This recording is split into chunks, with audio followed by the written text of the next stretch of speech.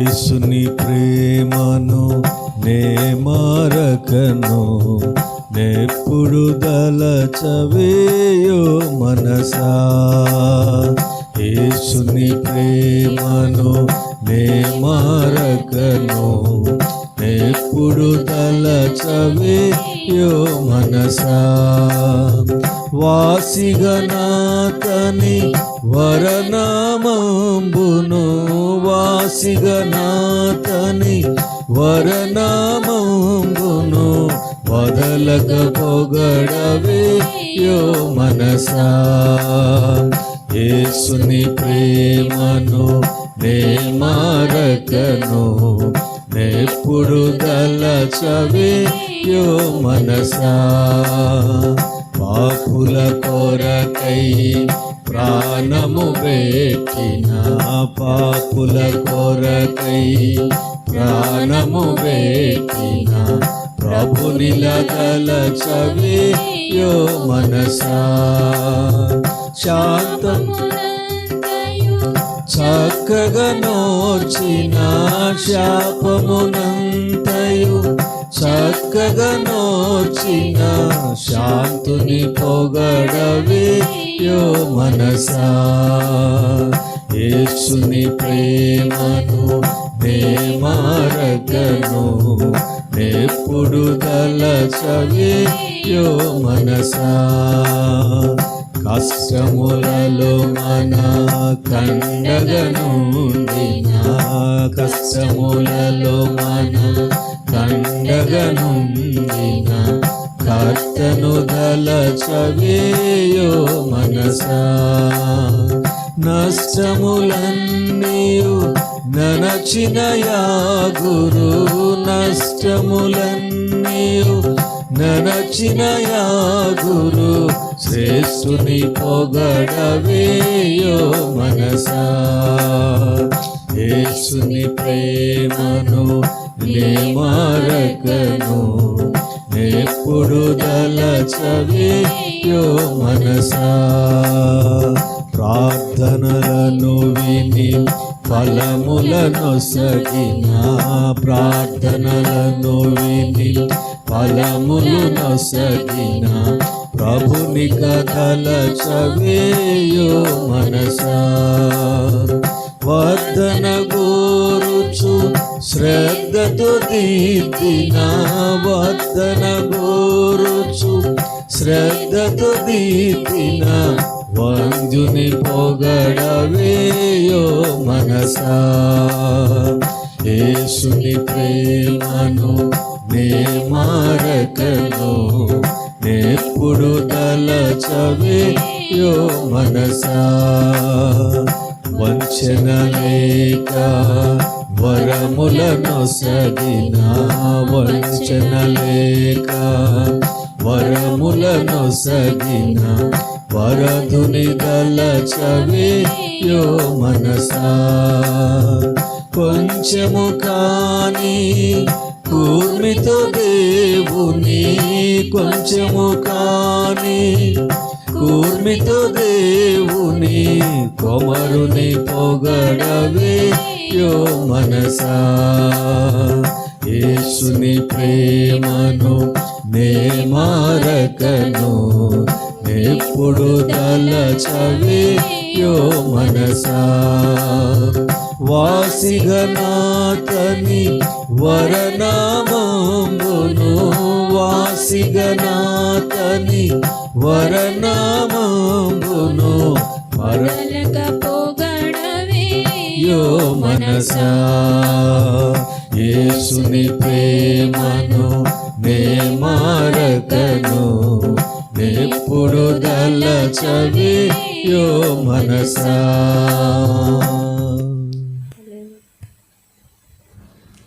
మమ్మల్ని మిక్కిలిగా ప్రేమించిన మా తండ్రి, మా దేవా, నీకు వందనాలు. మమ్మల్ని అందరినీ మీరు ప్రేమించి మరొక నూతన మాసం మీరు మాకు అనుగ్రహించినందుకై స్తోత్రాలు. గతించినటువంటి 3 నెలలు మా జీవితాలలో మీరు చేసిన అనేకమైన మేలును, ఉపకారమును బట్టి స్తుతిస్తున్నాం. ఈ నూతన మాసంలో ప్రభువా, మమ్మల్ని ఆశీర్వదించండి, దీవించండి. మీ కృపలో మమ్మల్ని జ్ఞాపకం చేసుకోమని ప్రార్థన చేస్తున్నాం. ఈ శ్రమల దినాల్లో ప్రభా, అనుదినము నీ వాక్యము ద్వారా నన్ను మమ్ములను మీరు బలపరుస్తూ వస్తూ ఉన్నందుకై స్తోత్రాలు. ఈ ఉదయకాలం కూడా ప్రభు, నీ వాక్యం కొరకై మేము సిద్ధపడుతున్నాం. నీ వాక్యము ద్వారా మాతో మాట్లాడి మమ్మల్ని బలపరచమని ప్రార్థన చేస్తున్నాను. అల్పుడును అయోగ్యుడునైన నన్ను మీరు ఎన్నుకొని నీ పరిచర్య చేయుటకై ప్రభా, మీరు నిలబెట్టిన విధానమును బట్టి స్తోత్రాలు. ఈ సమయంలో మీరే మాతో మాట్లాడమని, నీ వాక్యము చేత మమ్మల్ని బలపరచమని యేసుక్రీస్తు ప్రశస్తమైన నామంలో ఈ మనవి అడిగి వేడుకొనుచున్నాను పరమ తండ్రి. Amen, amen. ఈ దినము కొరక ఏర్పాటు చేయబడిన లేఖన భాగం యోహాను సువార్త 8వ అధ్యాయం 31వ వచనాన్ని చదువుకుందాం. కాబట్టి యేసు తనను నమ్మినటువంటి యూదులతో మీరు నా వాక్యమందు నిలిచిన వారైతే నిజముగా నాకు శిష్యులై ఉందురు. సత్యమును గ్రహించెదరు. శిష్యులై ఉండి సత్యమును గ్రహించుదురు. మనము ఆయన శిష్యులుగా ఉండాలంటే మనం ఏమి చేయాలో మరి వాక్య ఆధారంగా మనం చూస్తాం. యేసుక్రీస్తు తన మరణానికి 6 నెలల ముందు యెరూషలేముకు వెళ్ళి 7 రోజులు జరిగేటువంటి పర్ణశాల పండుగలో ప్రభు పాల్గొంటాడు. ఆ పండుగకు విశేషమైనటువంటి జనం మరి యెరూషలేముకు రావటం జరుగుతుంది. అది 7 రోజులు పండుగ. ఆ పండుగకు వచ్చినటువంటి ప్రజలకు యేసు ప్రభు మరి సువార్తను ప్రకటించాడు. ఎన్నో అద్భుత కార్యాలు వారి మధ్య జరిగించాడు. ఎన్నో సూచక క్రియలు వారి మధ్య దేవుడు జరిగించాడు. ఆ పర్ణశాలల పండుగ చివరి రోజు కూడా మరి గొప్ప పరిచర్య యేసు ప్రభు చేశాడు. ఆ 7 దినాలలో చేసినటువంటి పరిచర్యకు, చేసిన అద్భుతాలకు, సూచక క్రియలకు మరి చాలామంది యేసు ప్రభును విశ్వసించినారు. యూదులలో అనేక మంది యేసు ప్రభును విశ్వసించారు. అందుకే వారు ఇలాగ మాట్లాడుకుంటూ ఉన్నారు. యోహాను సువార్త 7వ అధ్యాయము 31వ వచనంలో, విశ్వసించిన జనులు క్రీస్తు వచ్చినప్పుడు ఈయన చేసిన వాటికంటే ఎక్కువ సూచక క్రియలు చేయునా అని ఒకరితో ఒకడు చెప్పుకొనుచుండెనని రాయబడి ఉన్నది. 7వ అధ్యాయం 4వ వచనంలో కొందరు ఆయనను ప్రవక్త అని విశ్వసించినారు. అలా విశ్వసించినటువంటి వారితో యేసు ప్రభు చెబుతున్న మాట ఏమిటంటే, నా వాక్యమందు నిలిచిన వారైతే నిజముగా నాకు శిష్యులై ఉందురు, మీరు సత్యమును గ్రహించుదురు అని యేసు ప్రభు వారితో చెప్పాడు. దేవుని విశ్వసించిన వాడు నిలిచి ఉండాలంటే దేవుని వాక్యమందు నిలిచి ఉండాలి. విశ్వసించిన వ్యక్తి దేవుని వాక్యమందు నిలిచి ఉండాలి. ఒకవేళ దేవుని వాక్యమందు మనం నిలిచి లేకపోతే విశ్వసించి కూడా వ్యర్థమే. ఎందుకంటే దేవుని విశ్వసించటం ఒక ఎత్తు, ఆయన వాక్యమందు నిలిచి ఉండుట రెండవ ఎత్తు. కనుక ఆయన వాక్య ప్రకారం నిలబడితేనే ఆయన శిష్యులం అవుతాము, సత్యాన్ని మనము గ్రహించగలుగుతామని దేవుని వాక్యములు యేసు ప్రభు చెప్పాడు. విశ్వాసముంది వాక్యమందు నిలబడకపోతే విశ్వాసమున్నా ఆయన శిష్యులు కానేరం. దేవుని వాక్యం మన హృదయంలో నిలిచి ఉండాలి. వాక్యమందు నిలిచి ఉంటే ఆయన శిష్యులం అవుతాం. కనుక సాతానుడు ఏం చేస్తాడు? దేవుని వాక్యమందు మనలను నిలబడనివ్వడు. సాతానుడు దేవుని వాక్యం అనేటువంటి విత్తనాన్ని వాడు ఎత్తుకొని పోతాడు. ఆ విత్తనాన్ని ఫలింపనీయడు. దుష్టుడిలాగా వచ్చి, పక్షిలాగా వచ్చి నీ హృదయంలో విత్తబడుతున్నటువంటి ఈ వాక్యపు విత్తనాలను ఆ వాక్యమందును నిలబడకుండా చేయట కొరకై ఆ వాక్యాన్ని సాతానుడు తీసుకొని పోతూ ఉంటాడు.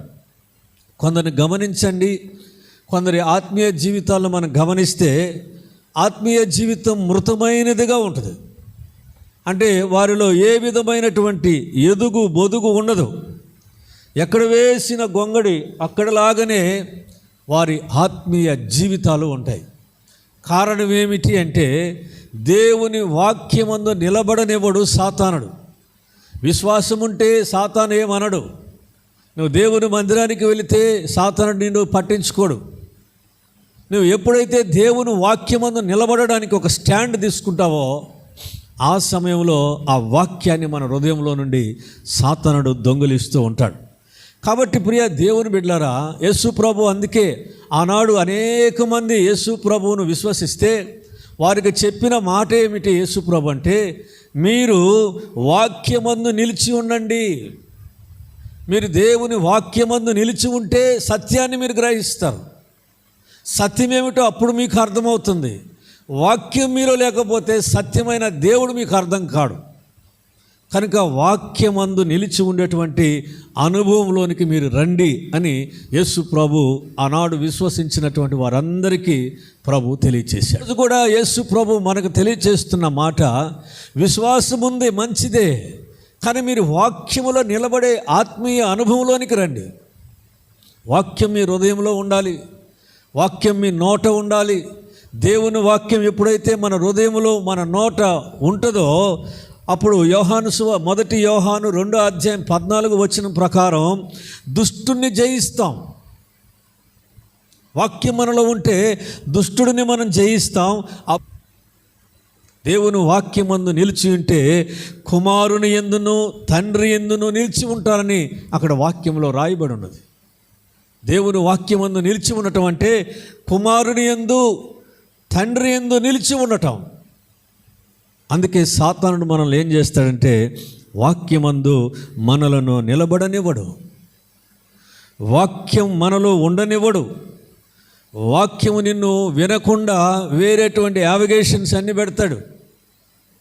దేవుని వాక్యం నీ హృదయంలో పడకుండా చేయడానికి, దేవుని వాక్యమందు నువ్వు నిలబడకుండా చేయడానికి సాతానుడు ఏం చేస్తాడంటే ఆయా సందర్భాలలో ఏదో ఒక న్యూసెన్స్ మన జీవితంలో వాడు కలుగు చేస్తూనే ఉంటాడు. కాబట్టి ప్రియ దేవుని బిడ్డలారా, వాక్యం వింటేనేమో విశ్వాసములో నిలబడతావు, వాక్యం వింటే ఆయన శిష్యుడు అవుతావు. దేవుని వాక్యమందు నిలిచి ఉంటే సాతానును ఎదిరిస్తావు, యేసును అంగీకరిస్తావు. అందుకనే అపవాది ఏం చేస్తాడంటే మనలను దేవుని వాక్యమందు నిలబడకుండా చేయడానికి వాడు అనేకమైన ప్రయత్నాలు చేస్తూనే ఉంటాడు. గమనించండి, చాలామంది దేవుని మందిరానికి వస్తారు, ఆ విశ్వాసులుగా కూడుకుంటారు, సహవాసంలో ఉంటారు, అన్ని కార్యక్రమాలు ఉంటారు, కానీ వారి హృదయములో దేవుని వాక్యము నిలిచి ఉండదు. మనం అందుకే పాస్టర్ గారు అడుగుతూ ఉంటారు, ఆదివారం చెప్పినటువంటి వాక్యం మరలా వచ్చే ఆదివారం ఏమిటి, పోయిన వారం మనం వాక్యం అంటే ఎవరికి గుర్తుండదు. ఎందుకు గుర్తుండదంటే సాతానుడు నిన్ను వాక్యమందు నిలబడనీయకుండా చేస్తాడు. వాక్యము నిలబడాల, దేవుని వాక్యం మన హృదయాంతరంగంలో ఉండాలని దేవుని వాక్యం తెలియజేస్తుంది. కనుక ప్రియ దేవుని బిడ్డలారా, నీవు నిలబడి ఉన్నావా లేదా పడిపోయి ఉన్నావా అనేది మనం ఈ వాక్య ఆధారంగా మనల్ని మనము పరిశోధించుకోవాలి. దేవుని అంగీకరిస్తే, దేవుని యందు విశ్వాసము కలిగి ఉంటే సాతానుడు వెంటనే రియాక్ట్ అయిపోతాడు. నువ్వు వాక్యములో నిలబడితే చాలు, సాతానుడు వెంటనే రియాక్ట్ అయ్యి నిన్ను వాక్యము నుండి పక్కకు నెట్టేస్తాడు. వాక్యం నీ హృదయంలోనికి చేరనివ్వడు. అవసరమైతే నిద్రపుచ్చుతాడు, లేదా అవసరమైతే వేరే ఆలోచనలన్నీ తీసుకొచ్చి పెడతాడు. లేదంటే ఏదో పని మీద నువ్వు ఆ దినము దేవుని వాక్యము వినకుండా ఆ దినము నీకు ఏదో ఒక పనిని పెట్టి దేవుడు ఆదివారం పూట దేవుని మందిరానికి రానియకుండా చేస్తాడు. సో నువ్వు దేవుని వాక్యం వినకూడదు, అంతే సాతానికి కావాల్సింది. వాక్యం విని ఆ వాక్యం నీలో నిలిస్తే నువ్వు దుష్టుని ఎదిరిస్తావు, అపవాదిని ఎదిరిస్తావు, దేవునికి దగ్గర అవుతావు, ఆయన శిష్యుడు అవుతావు. మరి కుమారుడు తండ్రి నీ యందు నిలిచి ఉంటారు కనుక అట్టి అనుభవంలో గుండా నీవు వెళ్ళకుండా చేయడానికి సాతాను సకల ప్రయత్నాలు చేసి నిన్ను వాక్యమందు నిలబడకుండా పడగొట్టడానికే వాడు ప్రయత్నం చేస్తూ ఉంటాడు. కాబట్టి మనల్ని మనము పరిశీలించుకోవాలి. మనం యేసు ప్రభు శిష్యులుగా ఉంటున్నామా, లేదంటే పడిపోయినటువంటి విశ్వాసులుగా మనం ఉంటున్నామో ఒకసారి జ్ఞాపకం చేసుకో. యోహాను సువార్త 15వ అధ్యాయం 4వ వచనము 5వ వచనాన్ని మనం చూద్దాం. 4వ వచనం 5వ వచనం చదవాలి. నాయందు నిలిచి ఉండుడి, మీ యందు నేనును నిలిచియుందును. తీగ ద్రాక్షావల్లిలో నిలిచి ఉంటేనే కానీ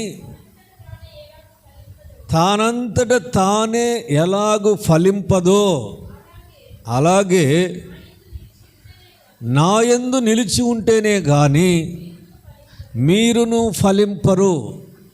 ఇక్కడ మనము ఫలించాలంటే ఏం చేయాలో కూడా వాక్యం తెలియచేస్తుంది. అక్కడ ప్రభు అంటాడు, నాయందు నిలిచి ఉండండి, నేను మీ యందును నిలిచి ఉందును. ఎవడు నా యందు నిలిచి ఉండునో, నేను ఎవరి యందు నిలిచి ఉందునో వాడు బహుగా ఫలించును. మనం క్రీస్తు యేసులో నిలబడినటువంటి అనుభవం కావాలి. ప్రభు తీసుకున్నటువంటి ఒక స్టాండ్ ఏదైతే ఉందో ఆ మాటకు వాటికి కట్టుబడి ఉండాలి. ద్రాక్ష చెట్టులో తీగ అతుకుబడి ఉంటేనే ఆ తీగలో జీవం ఉంటుంది. ఆ జీవమున్న తీగే ఫలిస్తుంది. ఒకవేళ ఆ ద్రాక్ష చెట్టులో ఆ తీగ కట్టై ఉంటే ఆ తీగ నుండి ఎటువంటి ఫలములు రావు. కనుక మన జీవితంలో కూడా యేసు ప్రభువునందు మనము నిలిచినటువంటి వారమై ఉండాలి. ఆయన యందు నిలిచి ఉంటేనే మనలో జీవం ఉంటుంది. మరి జీవము ఉన్నటువంటి ప్రతి తీగ ఫలాన్ని ఇస్తుంది కదా. ఆయనలో నిలిచి ఉండేటువంటి అనుభవాన్ని మనం కలిగి ఉండాలి. ప్రియమైన దేవుని బిడ్డలారా, మనము క్రీస్తులో నిలబడినప్పుడు మన ఆత్మ సంబంధమైన ఫలములు మనం ఫలిస్తాం. నీవు క్రీస్తులో అంటుకట్టబడి ఉన్నప్పుడు లేదా క్రీస్తులో నిలబడినప్పుడు మనం ఆత్మ సంబంధమైన ఫలాలు ఫలిస్తాం. ఒకవేళ ఆ ఫలాలు మనలో లేవంటే మనము ఆ నిలబడినటువంటి అనుభవం మనలో లేదనే అనుకోవాలి. మూడో విషయం, మనము శ్రమలలో నిలబడాలంటే ఏం చేయాలో దేవుని వాక్యం తెలియచేస్తుంది. మొదటి కొరింథీయులకు రాసిన పత్రిక 16వ అధ్యాయం 13వ వచనాన్ని చదువుకుందాం. మొదటి కొరింథీయులకు రాసిన పత్రిక 16వ అధ్యాయము 13. మెలకువగా ఉండుడి, విశ్వాసమందు నిలకడగా ఉండండి, పౌరుషము గలవారై ఉండండి, బలవంతులై ఉండండి. మీరు చేయు కార్యములన్నీ ప్రేమతో చేయండి. మీరు విశ్వాసములో నిలకడగలిగి ఉండండి. విశ్వాసములో నిలబడే ఆత్మీయ అనుభవం మనకు కావాలి. శ్రమలను ఎదుర్కోవాలంటే, శ్రమలను జయించాలంటే విశ్వాసములో నిలబడాలి. మొట్టమొదట దేవుడు సహాయం చేస్తాడు. దేవుడు నా వైపు నుండి ఆయనే పోరాటం చేస్తాడు. ఆయనే శ్రమలను ఎదుర్కోవడానికి కావాల్సిన శక్తినిస్తాడు, బలమునిస్తాడు, ధైర్యమునిస్తాడు.